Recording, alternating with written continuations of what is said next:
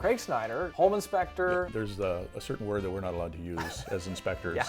Maybe 1.5 to 2 feet from my face. Oh no. And there was a combination of me jumping/falling off my ladder. If you just tell them something, they'll just argue, but then you can actually say, no, Yeah. well, here's the picture. And then they're like, oh. All of them. All of them? Okay. Yeah. Welcome back. We've got another episode of Conversations with Kirk, and today, brand new guest, Craig Snyder. You're with a buyer's choice home inspector extraordinaire. Welcome. Thank you. Yeah, so we were in the same circles years ago at the baseball field. Yeah. Your son was about 3 years older, so we crossed paths a lot, but we were never never directly connected on a team or anything like that. Nope. But so welcome. Thank you. So you're a home inspector. So how'd you get into becoming a home inspector, Craig? Well, I've been in construction since I was 19. Okay. Basically 30 years of carpentry. Yeah. I've done everything under the sun in construction. I just got to a point where I realized that going forward in life, there was nothing new for me. Okay. And I just wanted to do something different. I was basically just tired of doing what I was doing. So taking all my years of experience and being a Red Seal Carpenter, it wouldn't have made sense to go sling coffees at Starbucks Right. or anything like that. I wanted to take what I had, and I just didn't want to just throw it all away. So this was just something that years ago was in the back of my mind, and I just decided to both feet in and kind of a leap of faith, I guess, because it was a short process for me to decide to do something different. And when I made the decision, I was just all in and went for it, and I couldn't be happier I did. Cool. Well, that's exciting. And I know from my perspective on the realtor side and working with inspectors, it's so refreshing to have an inspector that has a background in construction, because not only are you able to identify a defect or a problem, but you can also give some advice on the solution. And there's nothing more frustrating than a home inspection that's done and you see in all the comments and it just says refer to expert or get a framer to give you advice on that, or get someone on this, and I just feel like the extra value that you can bring with that depth of knowledge and personal experience to say, you see something as a problem and you can say, well, actually it's not a big deal though. You can just do this, this, and this. You could probably fix it yourself versus, oh, you're going to have to get a contractor in. Right? Yeah, and that's one of the things that I try to do, especially in our walkthroughs where I'm basically with the client one-on-one. I can give them a summary of everything that is defective or wrong with their house, but it doesn't serve a purpose other than it just leaves them with a sense of panic and fear. Yeah. So we always try, and it's not just me, but at a buyer's choice, we always try to educate our customers on, and our clients on, things that they can do to improve their house, things that long-term, short-term, what's a priority, what's not a priority, so that when they do get a list, they can sort of lay it all out on the table and say, okay, these are the things that I need to take care of either before I purchase the house or afterwards, or can I defer this to next fall, next summer kind of thing. Super useful. So when you're as becoming an inspector and you're obviously, you guys have a licensing association, you have to be in good standing in that, which has been nice, because over the years I know when we first 20 years ago had the standard was not the same.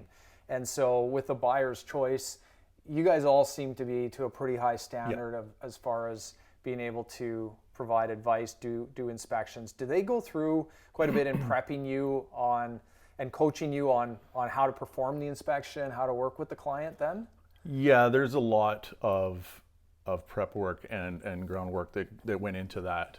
Originally, Buyer's Choice was founded by a realtor from back east. He was not happy with the quality of inspections that he was getting and felt that they could have been better. So it was a company that was started by a realtor, developed by a realtor, and obviously a very, very good business person to be able to franchise it into something that's as successful as this is. So they do put you almost through a gauntlet of information, and they want you to succeed, which was appealing to me as opposed to going about this on my own.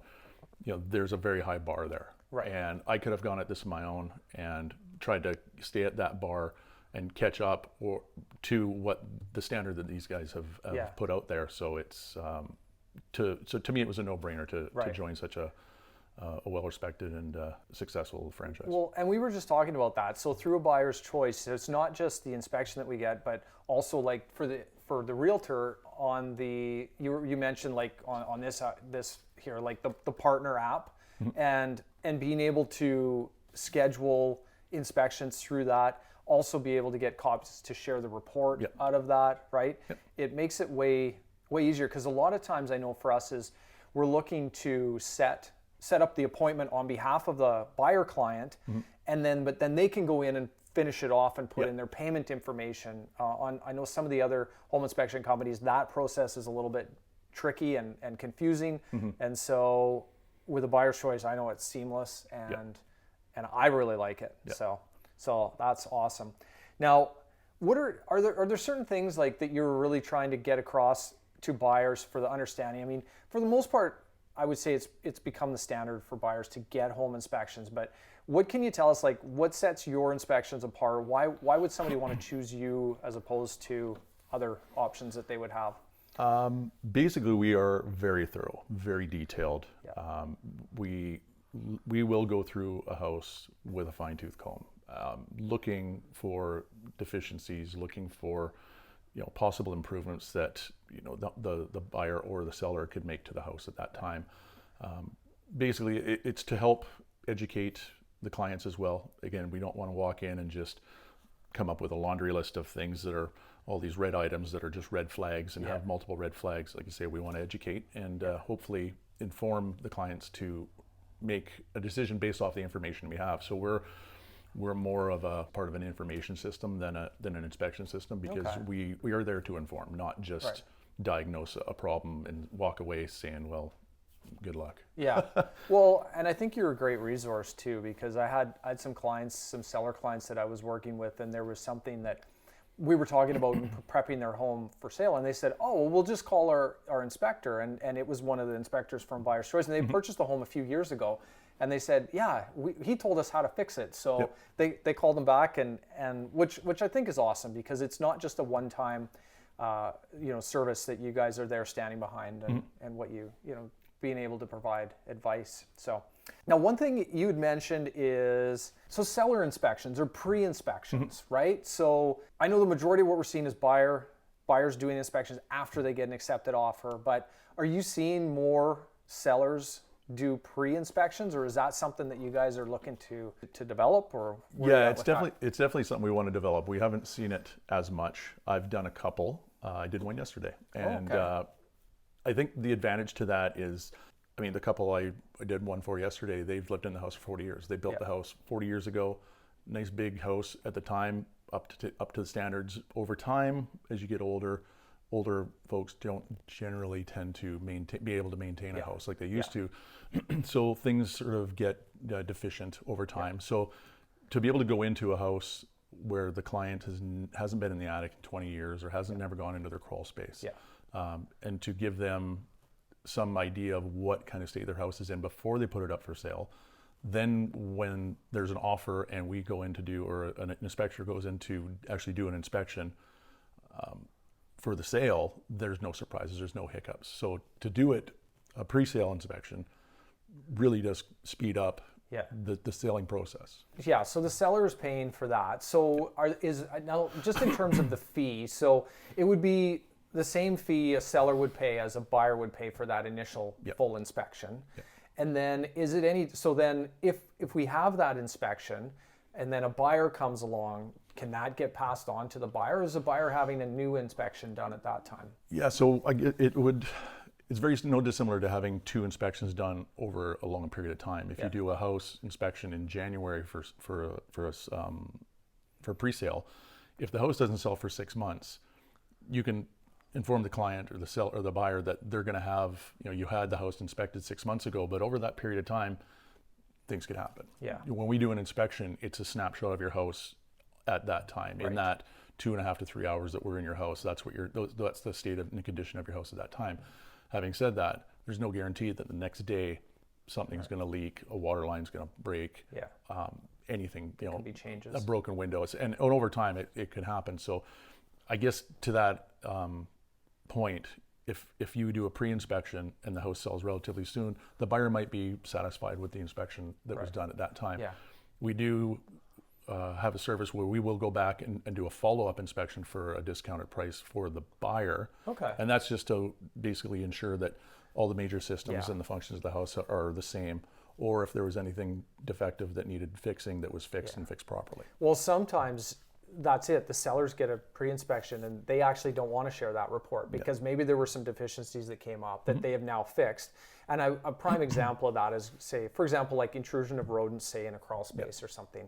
Or I had one a while ago that had there was a leak in one of the pipes in the crawl space, a slow drip. And it had actually caused quite a bit of water to be down in the crawl space. And so they don't want, it's been repaired, it's been fixed, it's no longer a problem. We don't want to draw attention to something that's no longer an issue, right? So in that case, we wouldn't have wanted to share a seller report. But I think that, and especially with the market changing right now, the more prep work that a seller can do to remove any potential problems throughout the buyer process is money well spent. And it's a small price to pay for having a seamless transaction because especially now, we talk about this, like that right now in the market that we're dealing with, some of these buyers, like there's things that are just setting them off. There's a lot of uncertainty.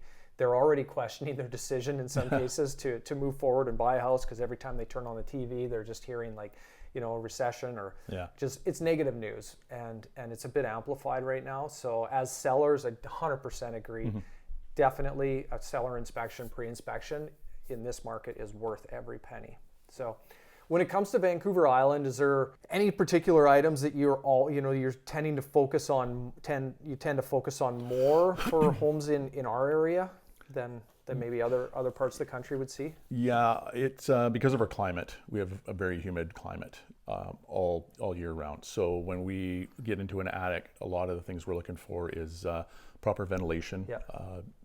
There's a certain word that we're not allowed to use as inspectors. So we use a generic term called organic growth.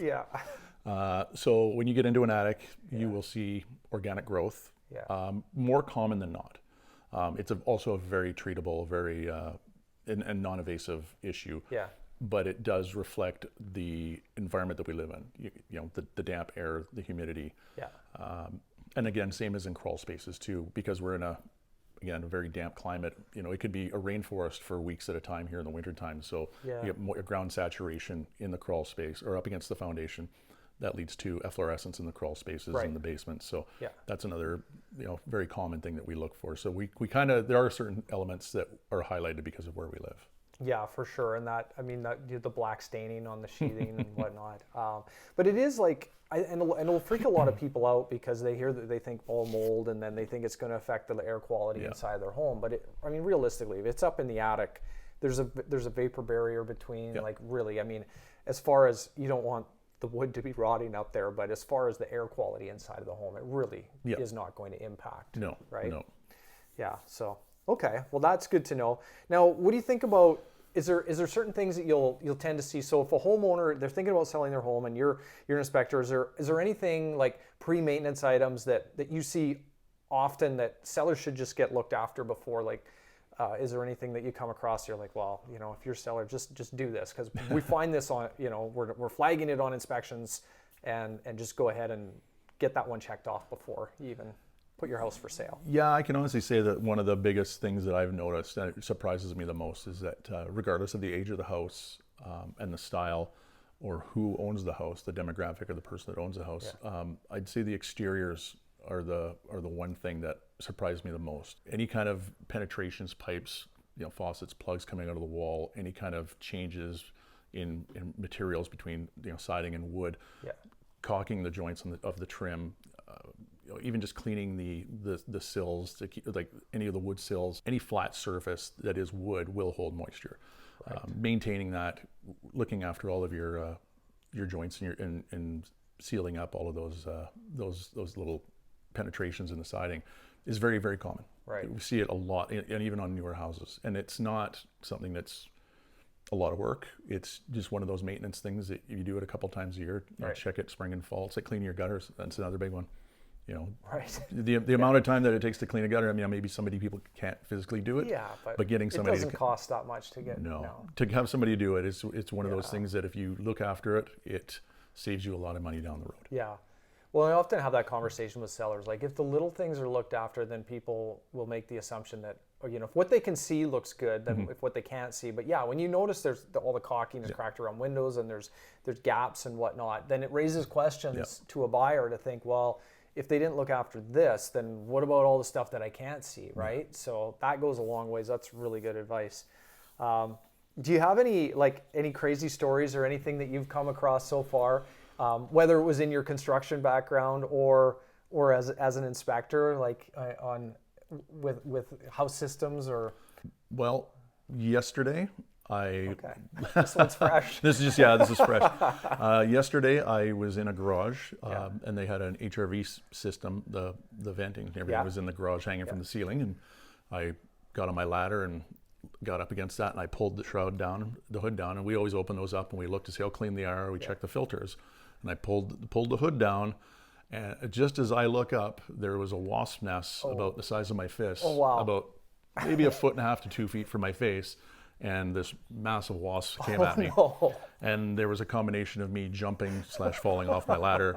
I was only maybe 4.5 feet up in the air, but that's when you land and you just kind of run out, with your hands waving over your head, trying to shoot away. Absolutely, you don't have no idea how many wasps. It felt like a million of them, but it was probably only 4 or 5. Oh man! But and then you feel like you're running for your life for a little bit, and then you turn around and you just kind of, the adrenaline goes away, and it basically took me out of my moment there for a little while, and definitely shook me up and put me on edge for a little bit. It's not really a profession you would think would be like high risk in that sense, but you'd come across some surprises and pretty crazy stuff sometimes, I bet. Yeah, and a lot of times it just has to do with people wanting to go at things their own, and trying to save some money and just kind of building things, on a budget or just quickly, and then not thinking long term how it's gonna last or even function. Okay, well, awesome. Okay, now we're going to switch to just, I guess, get to know a little bit more about you, Craig. And so when you're out and about, you live in Parksville, what is your favorite place to grab a coffee or a quick bite, or where are you going to in Parksville or Qualicum? To be quite honest, I don't do the coffee thing on the road. I leave. I make my own coffee at home and I head out. So I'm not I don't do Starbucks. Used to, but kind of got away from that. Oh yeah. Favorite place to go, wife and I like walking in around town, especially up and down Craig Street, some of those little stores. If we've got an afternoon, it's sunny, we'll go out and we'll walk and we'll hit all those little the shops. Yeah, all the little shops, and just kind of browse through there and always find something to buy. Oh, cool. Whether it's a mug or a picture or soaps, what have you. There's always something to buy. There is. Craig Street kind of gets overlooked. Like, there's a lot of unique stores and. Oh yeah. Yeah. Especially if you like trinkets and whatnot. 100%. Yeah. Okay. So how about restaurants? Do you have a go-to local restaurant, your fave? All of them. All of them? Okay. Yeah. We actually frequent Arrowsmith Brew Pub almost weekly. I have a 90-year-old father who still very functional. He likes to drive. He likes to be social. We meet him almost faithfully every weekend for a beer, which usually turns into lunch or dinner at the same time, because you get a smell of that barbecue food, and it's so good. The pizza there too is just awesome. Yeah, and having said that, like any of the pubs, like the one in the Noose there. Rusted Rake. Yeah, that's a good one. And the scenery there is beautiful. The farm in there is beautiful. And I actually just grew up by the Red Gap. That's where I grew up. Oh, really? It was in the Noose Bay. Yeah. Oh. So parking out there it just takes me back to walking back and forth to the gas station when I was a kid. Yeah. Oh, right on. That's so cool. All right. So if you've got time to kill, are you going down to the ocean, or are you going into the trees? Are you going to the forest walk, or are you going down to walk the beach? If it's less than an hour, we're going down to the beach for the boardwalk. My wife and I are beach people. We love just walking where it's warm, sunny, the air. If we got half a day to kill, it's paddle boards out on a lake somewhere. Paddle boards. Yeah. Oh, cool. Yeah. Okay, right on.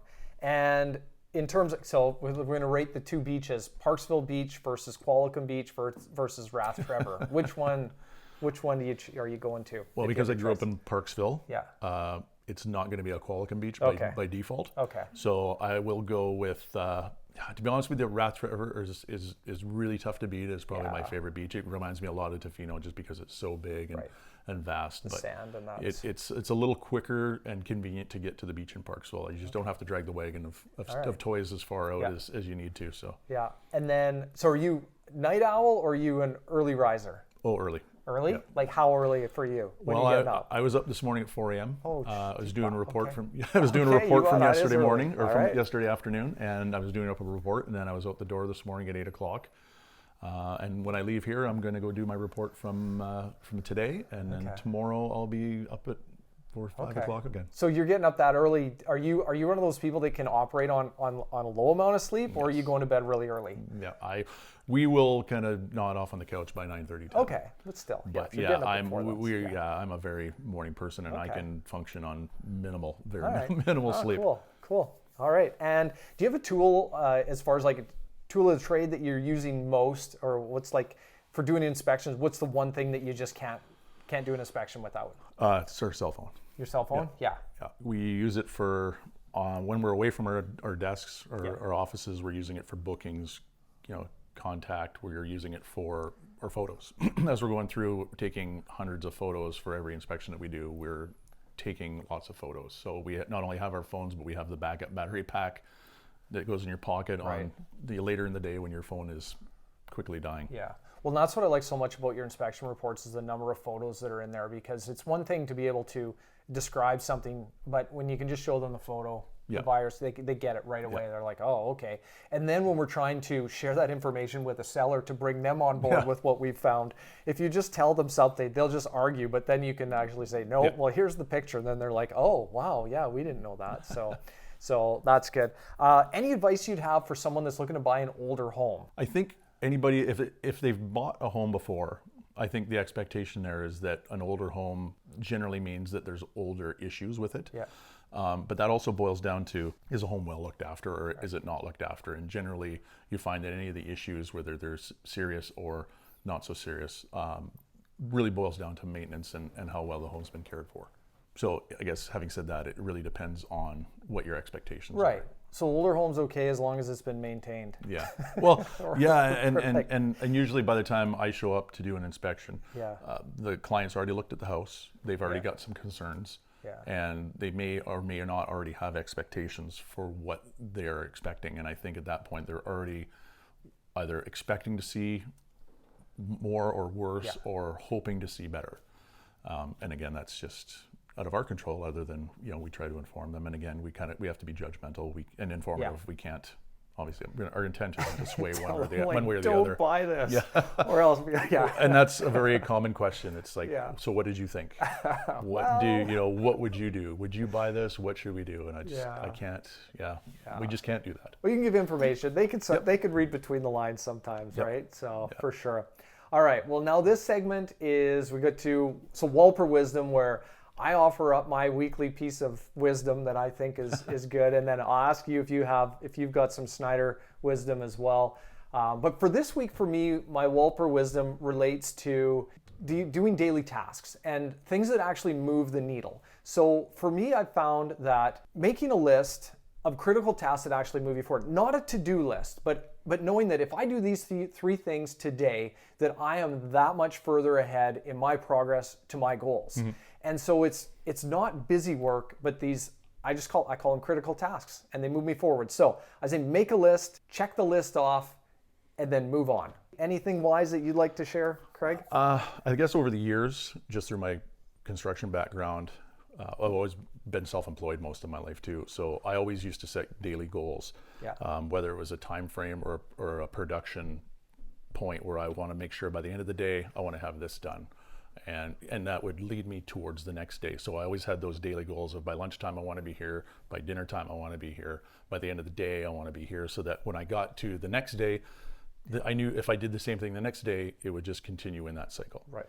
Okay, well, before we wrap up, what's the best way for somebody to reach out to you? Yeah, what do we do? Easiest way to book is just Google a buyer's choice, and up there on the website will come links, and it has all of the inspectors on the island. Yeah. We all have our own individual links off of the main site. So when you go onto the main site, you can click on either one of our us inspectors directly, or just make a general booking, and somebody will just guide you to the next available inspector. Yeah. Well, you guys are in high demand right now. I know that. Trying to book inspections. We need to get on it early. Yeah. Buyers that wait till the last minute to book an inspection, they're going to be disappointed. So, well, thank you, Craig, for coming. Great to reconnect. And I wish you all the best. Hopefully we'll see you out there, doing inspections. And happy that you're into this industry. And Buyer's Choice, I can't say enough about them. We've had great experience with them. And well, thanks for coming on. And I just want to thank everybody for watching. Reach out to myself or Craig if you have any questions. And thanks again for watching.